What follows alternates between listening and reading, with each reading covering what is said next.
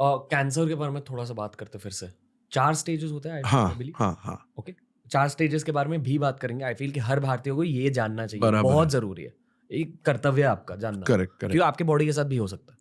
पर पहले मैं स्टेज 0 के बारे में जानना चाहूँगा। बराबर। मतलब आई एम श्योर कि आपके पास जितने भी पेशेंट्स आए हैं अब तक, ठीक है, उनमें कुछ तो कॉमनैलिटी होगी प्री कैंसर। जैसे कि आपने कहा कि मोस्टली जो स्मोक करते हैं, जिनकी लाइफस्टाइल अच्छी नहीं होती, they are more likely to get cancer. Correct है। मेरे काफ़ी सारे जो फ्रेंड्स हैं अभी, स्पेशली मीडिया इंडस्ट्री में, कुछ लोगों को जिनको मैंने डेट किया, ठीक है, मीडिया इंडस्ट्री में बहुत ज़्यादा स्ट्रेस होता है क्योंकि इनसिक्योरिटी होती है, स्क्रूटनी होती है, एट्सेट्रा। बहुत एंग्जाइटी है, स्पेशली मेरे एज के लोगों में। अक्सर उनके एंग्जाइटी और नर्वसनेस लेवल्स को देखकर, और ये शायद मेरे में नहीं है एक्सरसाइज और योगा की वजह से, डेफिनेटली थी जब मैं यंगर था, डेफिनेटली मेरे में भी नर्वसनेस थी, मैं ज़्यादा स्ट्रेस हुआ, गुस्सा ज़्यादा।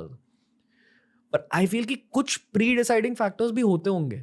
मतलब आपकी बॉडी ना कैंसर होने से पहले आपको बताती है कि भाई ये देख, ये मेरे साथ गलत हो रहा है। बराबर है।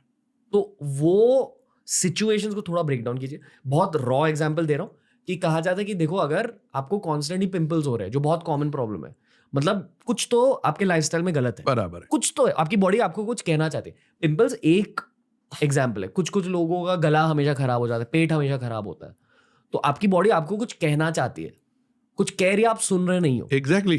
तो ये स्टेज 0 के बारे में बताइए, स्पेशली जो लोग 20s में, बहुतों का स्टेज 0 चल रहा है, उन्हें पता भी नहीं कि चल रहा है, शायद 30s में 40s में कैंसर होगा। बराबर। तो ये स्टेज 0 के साइंस के बारे में बताइए, फिर स्टेज 1 और सब भी आपने बहुत सही कहा।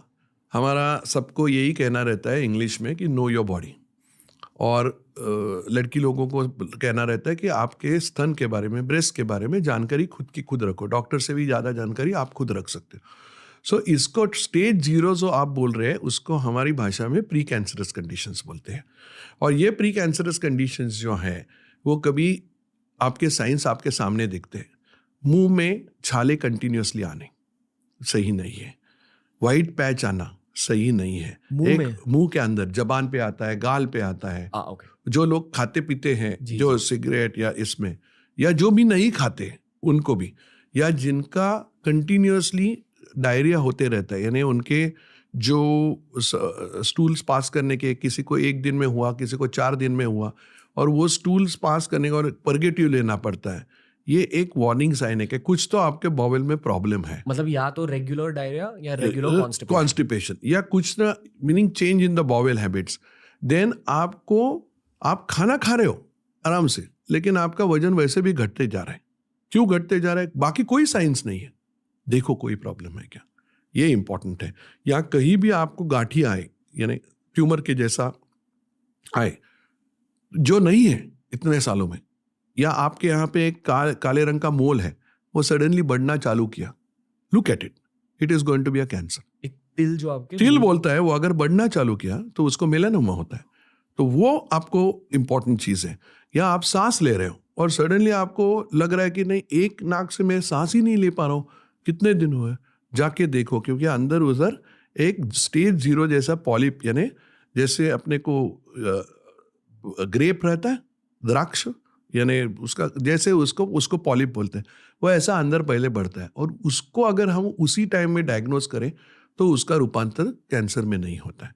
या सिंपल चीज है लेडीज के लिए कि आज आपका महीना 28 दिन के बाद आने वाला है, 30 दिन के बाद आने वाला है, लेकिन आपको ब्लीडिंग हो रहा है बीच में ही, और ये लगातार हो रहा है, या सेक्सुअल इंटरकोर्स यानी संबंध रखने के बाद ब्लीडिंग हो रहा है, होना नहीं चाहिए, नॉर्मल तो होता नहीं है किसी को। संबंध रखने के बाद अगर सेक्सुअल इंटरकोर्स ब्लीडिंग हो रहा है तो कहीं तो रॉन्ग है, साइन है।